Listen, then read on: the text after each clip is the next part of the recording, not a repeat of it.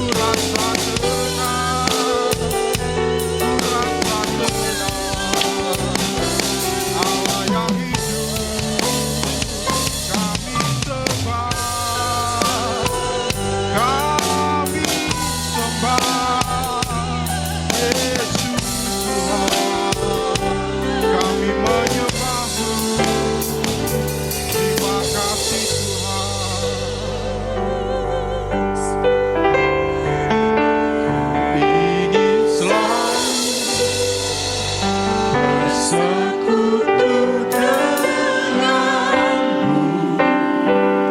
menikmati hadirat-Mu.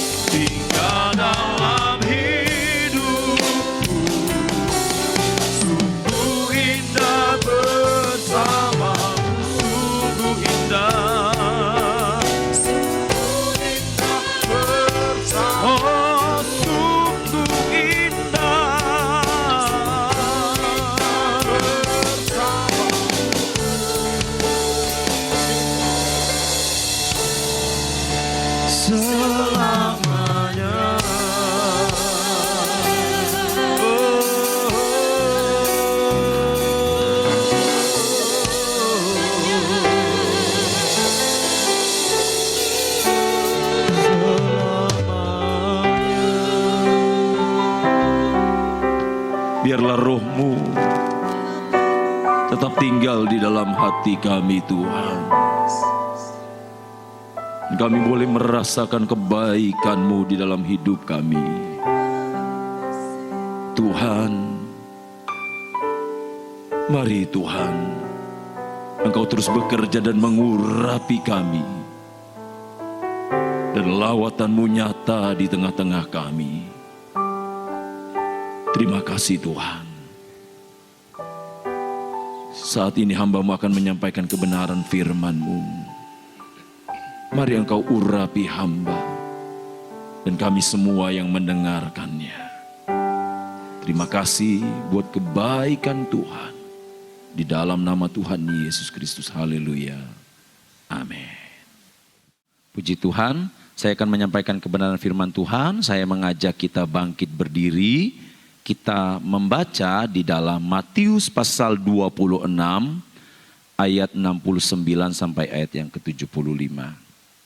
Matius pasal 26 ayat 69 sampai ayat yang ke-75.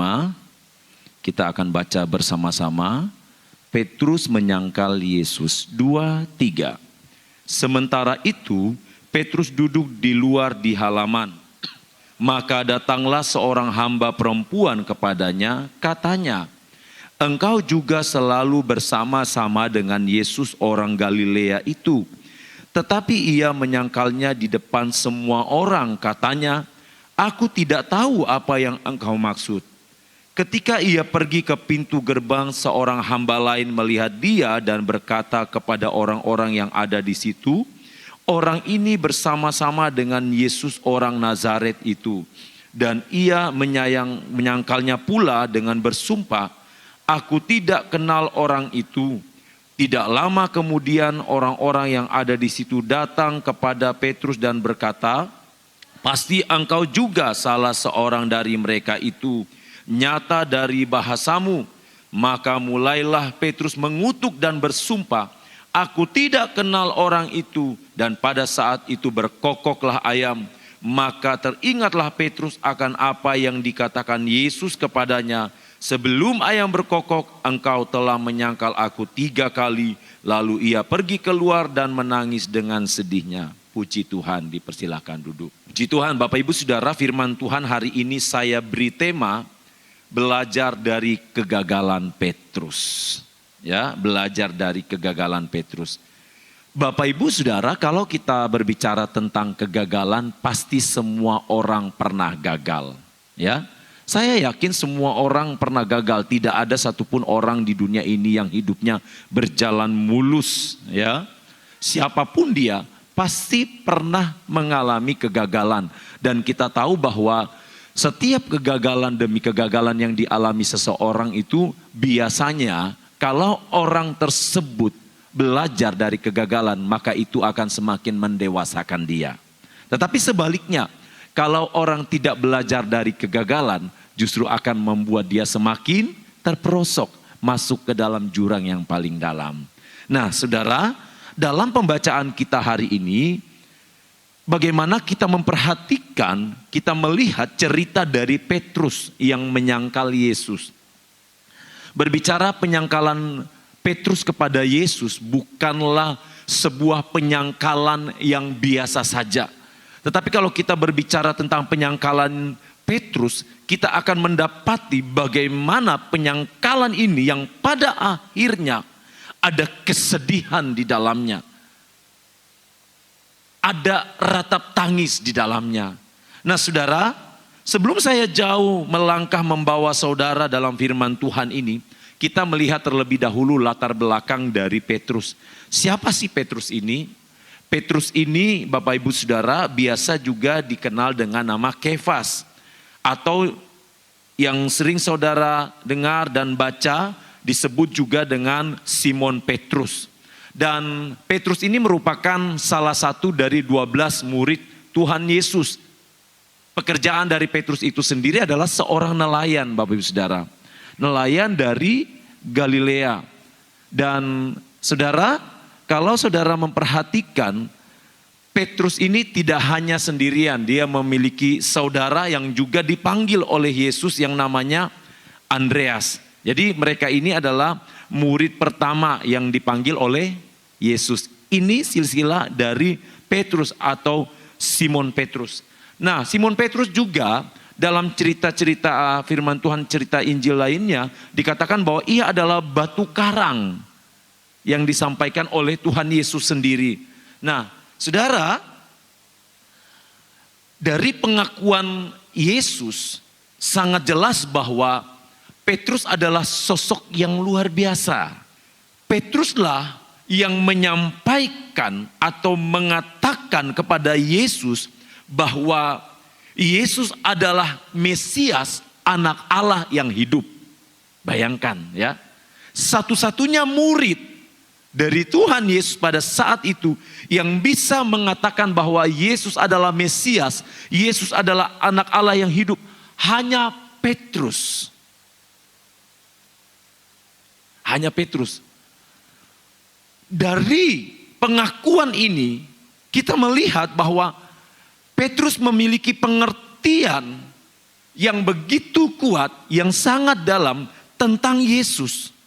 Tetapi Bapak Ibu Saudara yang kasih dalam Tuhan Yesus Kristus, mengapa pada akhirnya Petrus menjadi murid Yesus yang menyangkal Yesus di hadapan banyak orang?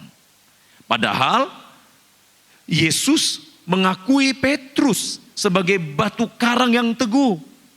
Saudara bisa baca itu dalam Matius 16 ayat 18. Yesus menyatakan, Matius 16 ayat 18, Yesus menyatakan, dan aku pun berkata kepadamu, engkau adalah Petrus, dan di atas batu karang ini aku akan mendirikan jemaatku, dan alam maut tidak akan menguasainya. Ini pujian pernyataan Yesus kepada Petrus. Namun Bapak Ibu Saudara yang kasih di dalam Tuhan Yesus Kristus, seiring dengan berjalannya waktu, selepas pengakuan itu, selepas pernyataan itu, apa yang terjadi? Ketika dalam satu peristiwa di Taman Getsemani, Yesus ditangkap dan pada akhirnya seluruh murid-muridnya meninggalkan dia. Dan ketika Yesus setelah mengalami penderitaan demi penderitaan dan Petrus melihatnya dari jauh dan bertemu dengan orang banyak, yang terjadi Petrus menyangkal Yesus sebagai gurunya. Petrus menyangkal Yesus kalau dia adalah orang yang sudah bersama-sama dengan Yesus. Nah saudara, tentu ada alasan yang kuat mengapa Petrus bisa menyangkal Yesus. Mengapa Petrus bisa menyangkali Yesus? Mengapa Petrus bisa melupakan Yesus? Mengapa Petrus tidak mengakui Yesus? Mengapa Petrus bisa mengatakan kalau dia tidak mengenal Yesus? Saya mencatat beberapa hal di sini Bapak Ibu Saudara yang akan kita belajar bersama-sama. Kita perhatikan Matius 26 ayat yang ke-56. Akan tetapi semuanya ini terjadi supaya genap yang ada tertulis dalam kitab nabi-nabi. Lalu semua murid itu meninggalkan dia dan melarikan diri. Di Taman Getsemani terjadi peristiwa yang luar biasa. Yesus ditangkap, murid-murid melarikan diri, meninggalkan Yesus. Tidak terkecuali termasuk Petrus. Dan Bapak Ibu Saudara yang kekasih di dalam Tuhan Yesus Kristus, Petrus menyangkali Yesus karena apa? Karena takut atau ada ketakutan. Ketakutan dari apa? Saudara bisa perhatikan tadi, ketika Petrus bertemu dengan orang-orang, Petrus selalu menyangkal bahwa dia tidak mengenal Yesus. Ada ketakutan di dalam diri Petrus. Rasa cemas yang dalam, gusar. Petrus takut kalau dia mengakui bahwa Yesus bersama-sama dengan dia mengenal Yesus. Petrus takut pada akhirnya nanti ia mengalami nasib yang sama seperti Yesus. Petrus takut kalau nanti pada akhirnya ia akan mengalami penderitaan yang sama seperti Yesus. Dan terlebih lagi Petrus takut kalau nantinya masa depannya tidak terjamin. Petrus takut kehilangan masa depan. Tentu ketika Yesus dihakimi, ketika Yesus ditangkap, dan kalau Petrus ditangkap, maka masa depannya akan suram menurut Petrus. Bapak Ibu Saudara yang kasih di dalam Tuhan Yesus Kristus, mungkin ada hal-hal yang diperhadapkan di dalam kehidupan saudara yang membuat saudara takut. Dengan keadaan dunia yang ada saat ini, mungkin saudara bisa takut. Ketakutan yang berlebihan, ketakutan yang dipelihara, bisa membuat kita menyangkali Yesus. Saya teringat dengan murid-murid Yesus. Ketika Yesus bertemu dengan mereka saat perahu mereka diombang-ambingkan oleh angin sakal. Dan Yesus datang pada pagi hari jam 3 pagi. Apa yang terjadi Bapak Ibu Saudara? Murid-murid Yesus melihat Yesus bukan sebagai Yesus, bukan sebagai Tuhan, bukan sebagai guru mereka, tetapi sebagai hantu. Coba lihat Matius 14 ayat 24 sampai ayat 26. Kita perhatikan Matius 14 ayat 24 sampai 26. Perahu murid-muridnya sudah beberapa mil jauhnya dari pantai dan diombang-ambingkan gelombang karena angin sakal. Kira-kira jam 3 malam datanglah Yesus kepada mereka berjalan di atas air. Ketika murid-muridnya melihat dia berjalan di atas air, mereka terkejut dan berseru, "Itu hantu!" Lalu berteriak-teriak karena takut. Ya siapa yang tidak takut ya Bapak Ibu Saudara? Mereka lagi berada dalam situasi yang sangat mencekam di tengah lautan, ya, perahu mereka diombang-ambingkan oleh angin sakal. Tiba-tiba ada satu sosok yang datang dalam keadaan yang sangat gelap, ya, menghampiri mereka. Tentu mereka akan berpikir akan ada begitu banyak hal yang terjadi di pikiran mereka. Salah satunya pandangan mereka kepada Yesus berubah. Yang tadinya secara normal, ya, secara normal mereka mengenal itu adalah guru mereka, itu adalah Yesus. Tapi karena ketakutan yang berlebihan di dalam diri mereka, mengaburkan penglihatan mereka. Yang tadinya mereka melihat, yang harusnya mereka tahu itu adalah Yesus, mereka melihatnya dan menganggapnya itu sebagai hantu. Hati-hati Bapak Ibu Saudara. Mungkin saat ini engkau sedang mengalami situasi yang tidak baik di dalam hidupmu. Mungkin engkau sedang mengalami kondisi yang tidak baik. Tetapi satu hal, kalau ada ketakutan yang berlebihan di dalam hidup saudara, takut wajar, tetapi jangan sampai kita dikuasai oleh ketakutan. Siapa yang tidak pernah takut Bapak Ibu Saudara? Semua orang pasti pernah takut. Tetapi kalau kita dikuasai oleh ketakutan, kalau ketakutan itu kita pelihara dan menguasai kehidupan kita, maka mata iman kita yang tadinya kita percaya Yesus sebagai Tuhan, mungkin akan berubah sebagai hantu di dalam hidup kita. Dalam tanda kutip. Jadi Bapak Ibu Saudara yang kasih dalam Tuhan Yesus Kristus, jangan sampai kita mengalami hal yang sama seperti Petrus. Kita belajar dari kegagalan Petrus. Dia ketakutan. Ketakutan yang berlebihan. Sehingga membuat Petrus tidak mampu mengendalikan emosinya. Saudara, perlu kita ketahui bahwa ketakutan yang berlebihan akan membuat kita tidak mampu mengendalikan emosi kita. Mungkin bukan persoalan marah, soal emosi di sini. Tetapi dalam hal menguasai emosi ini akan membunuh karakter kita sebagai anak-anak Allah. Saul, satu contoh yang sangat jelas di dalam 1 Samuel 18 ayat yang ke-11. Saul takut kalau Daud nanti mengambil alih tatahnya. Saul tidak bisa menerima itu. Ada ketakutan yang besar sehingga Saul tidak mampu mengendalikan emosinya. Bagi Saul, kerajaan itu adalah hak dia. Tetapi sebenarnya kerajaan itu sudah dialihkan kepada Daud. Dan Saul tahu itu. Saul tahu bahwa semuanya sudah dialihkan. Sehingga ia takut. Ia tidak mampu mengendalikan emosinya. Ketakutan yang berlebihan juga pasti akan membunuh mata iman kita di hadapan Tuhan. Saya kembali sampaikan kepada saudara. Jangan sampai ketakutan demi ketakutan yang datang di dalam hidup saudara dan saya mematikan mata iman kita di hadapan Tuhan. Berhati-hatilah. Ada begitu banyak hal yang bisa diperhadapkan dalam hidup saya dan saudara. Ada begitu banyak hal yang bisa diperhadapkan dengan kita akhir-akhir ini. Namun apa? Bagaimana kita menghadapinya? Apakah kita mengambil sikap seperti Petrus?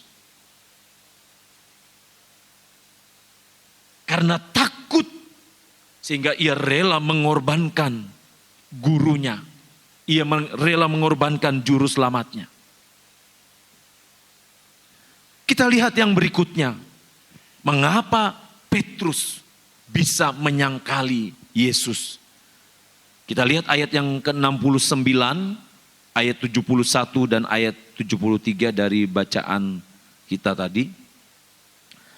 Sementara itu Petrus duduk di luar di halaman, maka datanglah seorang hamba perempuan kepadanya. Katanya, engkau juga selalu bersama-sama dengan Yesus orang Galilea itu. Ayat yang ke-71. Ketika ia pergi ke pintu gerbang, seorang hamba lain melihat dia dan berkata kepada orang-orang yang ada di situ, orang ini bersama-sama dengan Yesus orang Nazaret itu. Ayat yang ke-73. Tidak lama kemudian orang-orang yang ada di situ datang kepada Petrus dan berkata, pasti engkau juga salah seorang dari mereka, itu nyata dari bahasamu. Ya saudara, Petrus berusaha menutup diri. Tetapi semua orang mengetahui siapa dia sebenarnya. Dan pada akhirnya Petrus menyangkali Yesus. Karena apa? Karena tekanan orang banyak, karena tekanan massa, karena tekanan di sekelilingnya. Halo Bapak Ibu Saudara yang kasih dalam Tuhan Yesus Kristus. Berhati-hatilah kalau Tuhan izinkan ada tekanan demi tekanan yang datang di dalam hidup saudara. Mengucap syukurlah kalau Tuhan izinkan tekanan itu datang dalam hidup saudara. Kalau saudara tidak mengucap syukur akan tekanan itu, saudara akan bisa melakukan hal yang sama seperti yang Petrus lakukan. Saudara, tekanan yang dialami oleh Petrus memicu penyangkalan dirinya kepada Tuhan. Tekanan yang dialami oleh Petrus membuat Petrus salah dalam mengambil keputusan. Petrus salah dalam mengambil keputusan karena tekanan. Hati-hati Bapak Ibu Saudara. Beberapa kali mungkin Ibu Gembala sudah menyampaikan juga, ya, dalam kitab Rut juga. Dalam kitab Rut, ketika Naomi dan keluarganya mengalami tekanan karena kelaparan yang terjadi di Bethlehem.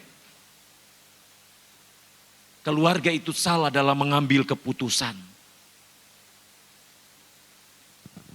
Tekanan akan membuat orang bisa salah dalam mengambil keputusan. Dan ini yang terjadi dengan Petrus.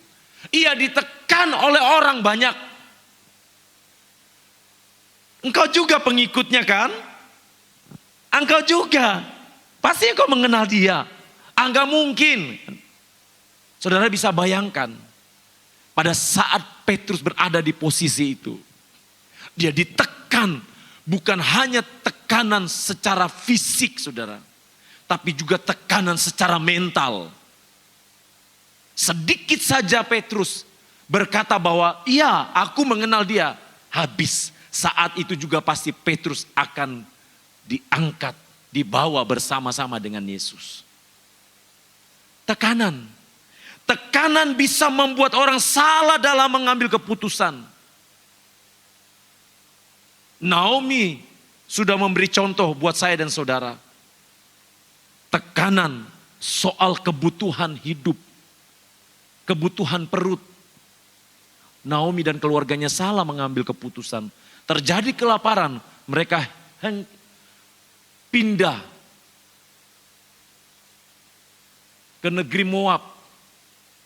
Mereka berharap di sana mereka mengalami sesuatu yang luar biasa. Tapi apa yang terjadi? Salah mengambil keputusan menyebabkan Naomi bersama dengan suami dan anak-anaknya mengalami peristiwa yang tidak baik dalam hidupnya. Ini tekanan ya saudara ya.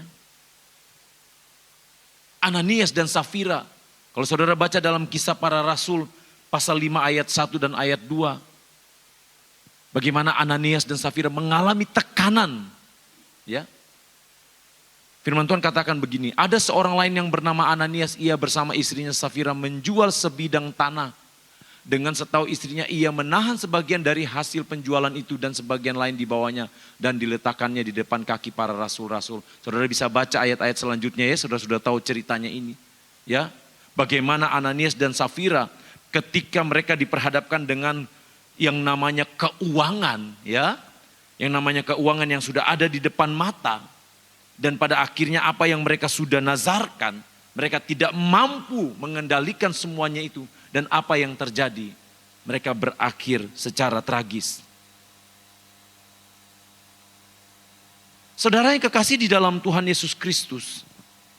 Ketika seseorang mengalami tekanan, dia sulit untuk berpikir jernih.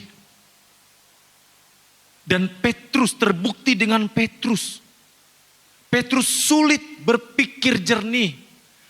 Petrus berpikir bahwa jawaban dia akan menyelesaikan masalah. Petrus berpikir bahwa ketika dia menyangkali Yesus, maka dia aman. Ternyata dia tidak aman. Tidak mampu berpikir jernih Bapak Ibu Saudara. Kalau saudara berada dalam satu situasi yang tidak baik dalam hidup saudara, kalau saudara ada dalam tekanan apapun itu juga yang menekan saudara, saudara harus datang kepada Tuhan. Agar saudara tetap dapat berpikir jernih. Ketika saudara mengambil keputusan demi keputusan, saudara tidak salah dalam mengambil keputusan. Stefanus, contoh yang luar biasa. Ketika Stefanus ditekan oleh orang-orang banyak karena perihal kesaksiannya tentang Yesus sebagai Tuhan dan Juru Selamat, Stefanus tetap berdiri tegak. Bahkan ia rela dirajam sampai ia mati. Stefanus tetap tenang. Karena apa? Karena Stefanus berpikir jernih. Dan pada saat dia berpikir jernih, dia dikuasai oleh Roh Kudus. Roh Kudus yang membuat Stefanus terus bertahan. Roh Kudus yang membuat Stefanus mampu melewati setiap tekanan demi tekanan yang dilakukan oleh ahli-ahli Taurat dan orang banyak pada saat itu. Bagaimana dengan kita? Bagaimana dengan saudara? Mungkin saat ini saudara sedang mengalami tekanan di dalam hidup saudara. Rasanya saudara sudah tidak kuat lagi. Rasanya saudara ingin mundur. Mungkin ada tekanan, saya kan tidak tahu apa tekanan saudara. Iya kan? Yang paling mengerti saudara sendiri. Apa yang saudara alami. Tetapi Bapak Ibu Saudara, kita belajar dari Stefanus. Stefanus berpikir jernih ketika dia mengalami tekanan di dalam hidupnya. Tidak seperti Petrus. Berhati-hatilah, tekanan yang datang di dalam kehidupan kita bisa membuat kita berpikir tidak sesuai dengan firman Tuhan. Tekanan juga akan membuat orang lupa atau kehilangan jati dirinya sebagai anak-anak Allah. Kita harus tahu jati diri kita, Bapak Ibu Saudara. Jati diri kita adalah anak-anak Allah. Anak-anak Allah yang sudah ditebus oleh darah Yesus. Kita harus tahu itu, Bapak Ibu Saudara. Sehingga kalau Tuhan izinkan tekanan datang dalam hidup kita, kalau kita pahami, kita sadari bahwa kita adalah anak-anak Allah, maka kita tidak akan kehilangan identitas kita sebagai anak-anak Allah. Tapi kalau kita tidak memahaminya, maka kita akan melupakan, kita akan lupa atau kehilangan identitas jati diri kita sebagai anak-anak Allah. Belajar untuk menguasai keadaan yang datang bertubi-tubi di dalam kehidupan. Mungkin saudara hari-hari ini saudara mengalami yang namanya, ada orang bilang atau istilah yang saudara kenal, sudah jatuh tertimpa tangga pula. Ya, mungkin seperti itu saudara. Tetapi firman Tuhan juga katakan bahwa Tuhan tidak akan pernah membiarkan anak-anaknya dalam kondisi sesulit apapun. Tuhan akan tetap ada buat saya dan saudara. Tuhan akan selalu ada buat kita. Saudara yang kasih di dalam Tuhan Yesus Kristus, ketika Petrus menyangkali Yesus, maka ada bagian yang hilang di dalam dirinya. Setiap penyangkalan yang dilakukan, ada bagian yang hilang di dalam diri Petrus. Ada bagian yang hilang di dalam dirinya sebagai murid Yesus. Apa itu yang hilang? Tentu dia kehilangan kasih. Mengapa dia kehilangan kasih? Karena Petrus tidak benar-benar mengasihi Yesus. Petrus mengikut Yesus hanya karena mujizat-mujizat. Petrus mengiring Yesus karena Petrus melihat mujizat demi mujizat yang sudah dilakukan oleh Yesus. Makanya dia mudah terombang-ambingkan. Petrus tidak melayani dengan kasih. Petrus melayani Yesus tidak dengan motivasi yang benar. Ini Bapak Ibu Saudara. Kalau kita tidak melayani Tuhan dengan motivasi yang benar, maka kita akan mudah menyangkali Yesus. Pelayanan itu bukan hanya di mimbar ini saudara, sebagai pemberita firman Tuhan, sebagai pemain musik, sebagai WL singers dan lain sebagainya. Tapi pelayanan itu luas dalam kehidupan saudara sehari-hari, dalam pekerjaan saudara. Karena kan firman Tuhan katakan, ya, kerjakanlah semuanya seperti engkau melakukannya untuk Tuhan. Petrus tidak mengerjakan pelayanannya dengan benar di hadapan Tuhan. Ini yang terjadi saudara. Dia kehilangan kasihnya. Dia ikut Yesus hanya karena mujizat-mujizat. Ayo Bapak Ibu Saudara, jangan sampai kita ikut Yesus karena mujizat. Karena kita butuh mujizat. Saudara, saudara lebih butuh mana sih? Saya ingin bertanya saudara. Andai kata tangan kanan saya ini adalah mujizat dan tangan kiri saya ini sumber mujizat. Saudara pilih yang mana? Tangan kanan atau tangan kiri? Yang mana saudara? Sumber mujizatnya kan? Tapi herannya orang banyak yang mengikut Yesus itu, mereka mengikut Yesus karena mujizatnya. Bukan karena melihat sumber mujizatnya, Yesusnya. Sehingga ketika Yesus disalibkan, mereka kecewa. Mereka seolah-olah kehilangan pengharapan. Pada saat Yesus disalibkan, Dia menyelamatkan orang banyak, tapi dirinya sendiri dia tidak mampu selamatkan. Ya ini saudara. Untuk itu Bapak Ibu Saudara yang kasih dalam Tuhan Yesus Kristus, mari kita menjaga diri kita. Agar tidak ada yang hilang di dalam diri kita. Agar kasih itu tidak hilang dalam diri kita. Petrus juga kehilangan iman. Petrus juga kehilangan pengharapan. Ketika dia menyangkali Yesus. Dan pada saat Yesus disalibkan, dia kehilangan pengharapan. Tidak ada lagi yang akan membebaskan umat Israel dari tekanan orang-orang Farisi, ahli-ahli Taurat, dari tekanan bangsa Romawi. Tidak ada lagi. Mereka kehilangan pengharapan. Hilang. Saudara, kalau kita tidak berhati-hati, ya,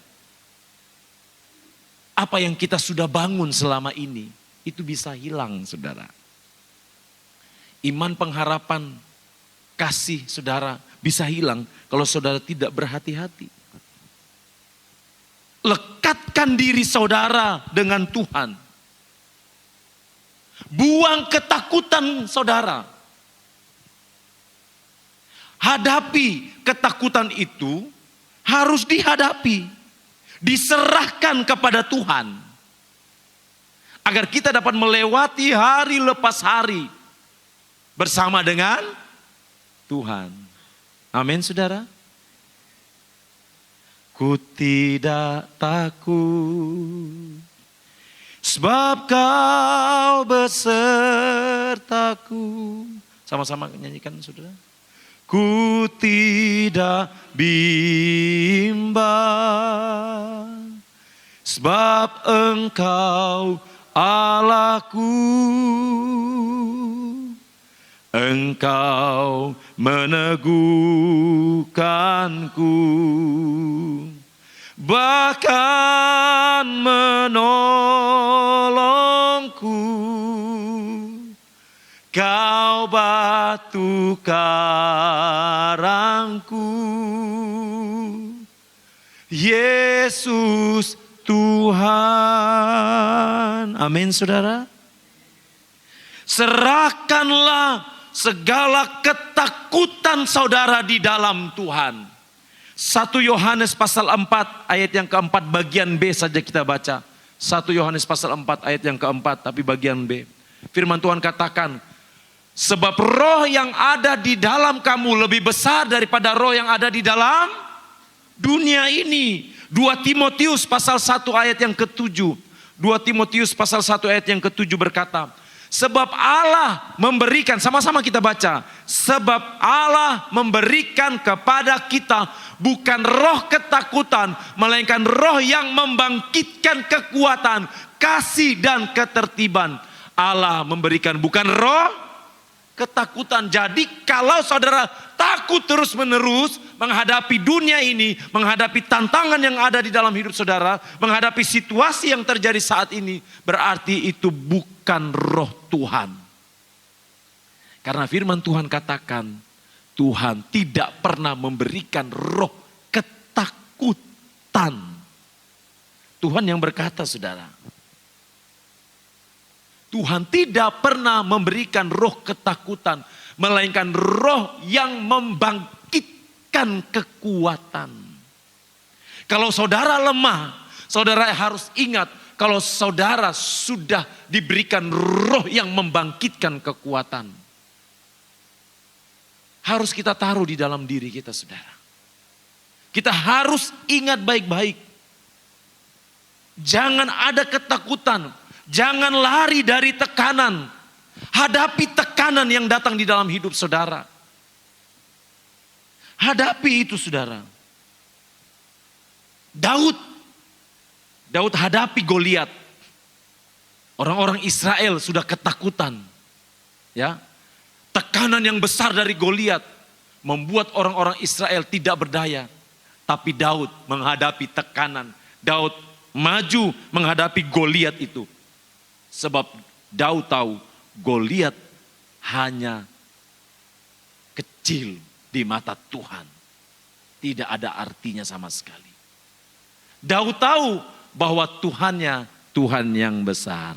Aku punya Tuhan yang besar. Amin. Yang telah berjanji dan sanggup menggenapi. Imanku bersepakat percaya kuasanya. Ku terima sekarang kemenangan darimu. Halo Bapak Ibu Saudara.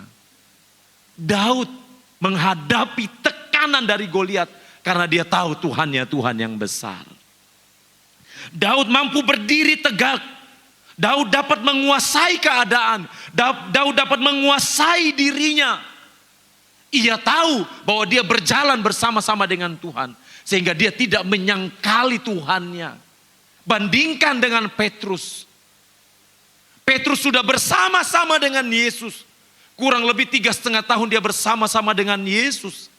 Tetapi masih saja dia melihat Yesus tidak ada artinya dibandingkan nyawanya. Saudara, memang sulit loh pada saat itu Petrus. Karena taruhannya adalah nyawa. Sekali dia mengakui Yesus. Sekali dia mengenal Yesus. Dia katakan dia kenal Yesus.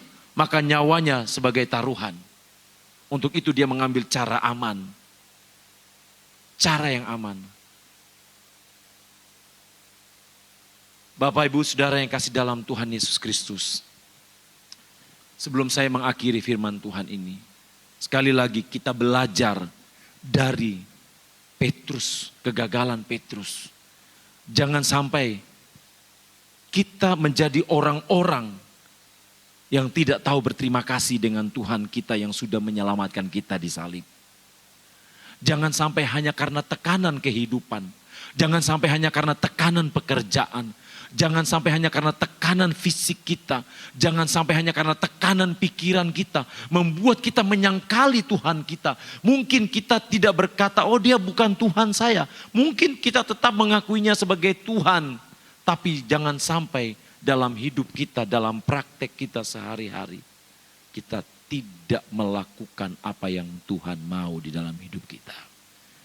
Mari Bapak Ibu Saudara tetap semangat. Maju terus di dalam Tuhan. Tuhan memberkati kita. Ku hidup karena percaya Kau yang berjanji setia.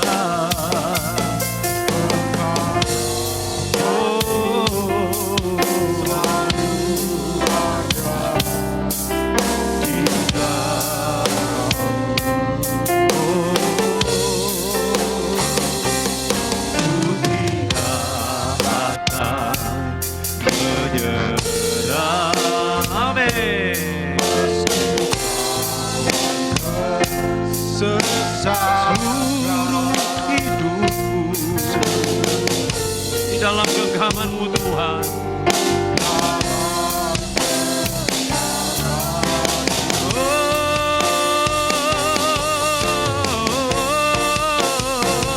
Aku punya Tuhan yang besar, yang telah berjanji dan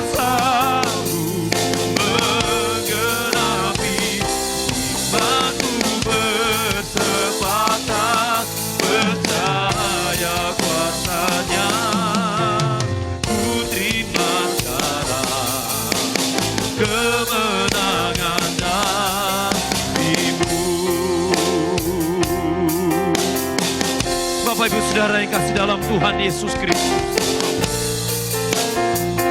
Hari ini kita datang bersama-sama di hadapan Tuhan. Mari kita berseru. Kita memanggil namanya. Mungkin saat ini engkau sedang berada dalam titik terendah dalam hidupmu. Mungkin engkau kecewa. Mungkin ada ketakutan-ketakutan. Mungkin ada tekanan yang datang dalam hidupmu. Datanglah kepada Dia, Tuhan yang besar, agar kita tidak menyangkali Dia yang sudah menyelamatkan kita. Haleluya.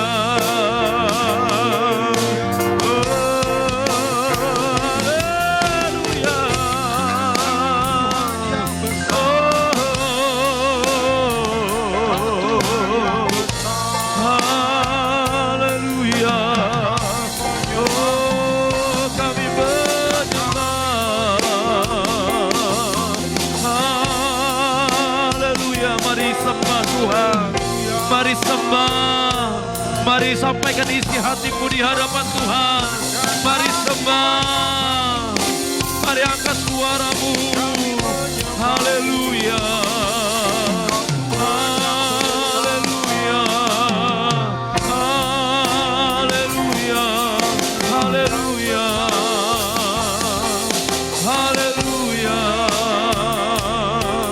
haleluya.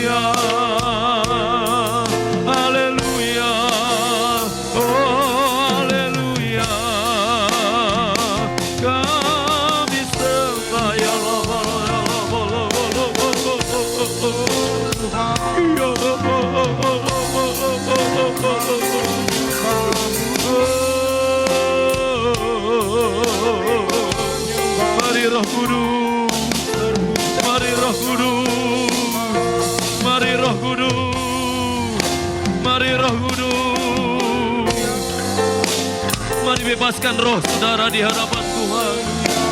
Bebaskan hati saudara. Sembahlah Dia, sembah, sembah, sembah, sembah. Haleluya, haleluya, haleluya, haleluya, haleluya.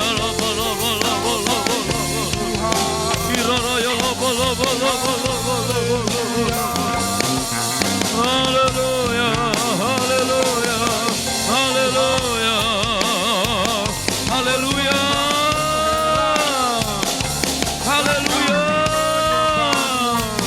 haleluya.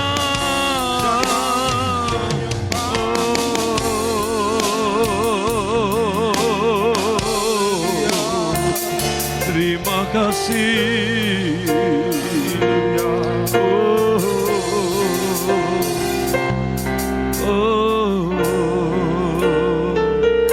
Aku punya Tuhan yang besar, yang telah berjanji dan sanggup menggenapi. Imanku bersepakat percaya kuasanya. Ku terima sekarang kemenangan darimu.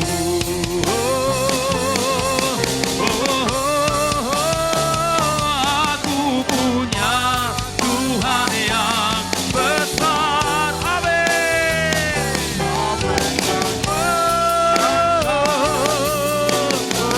Menggenapi imanku bersepakat percaya kuasanya. Ku terima, ku terima, ku terima kemenangan darimu.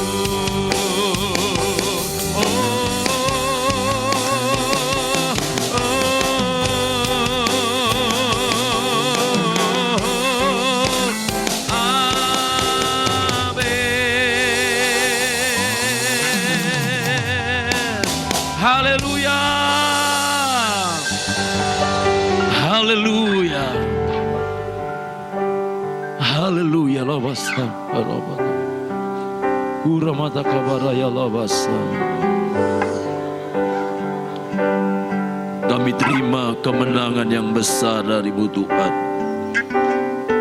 Kami mau belajar Tuhan, agar kami tidak gagal dalam mengiring Tuhan. kami mau pandang kepada Yesus sebagai juru selamat kami yang hidup, Tuhan kami yang hidup, Allah sumber segala-galanya.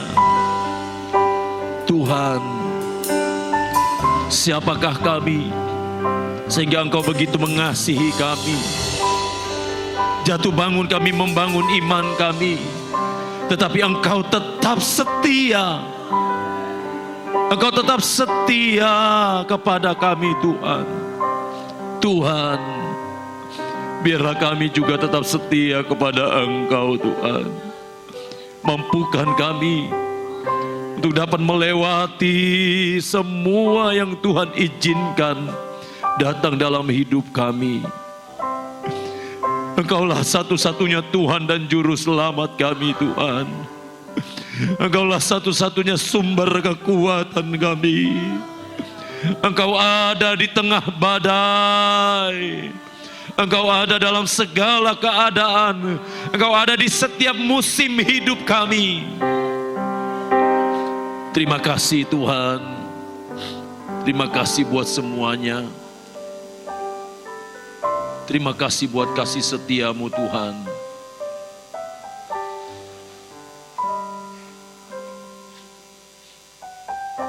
Hari ini hamba berdoa secara khusus buat umat-umat-Mu. Mungkin ada yang datang dengan berbeban berat. Mari Tuhan berikan kekuatan, penghiburan.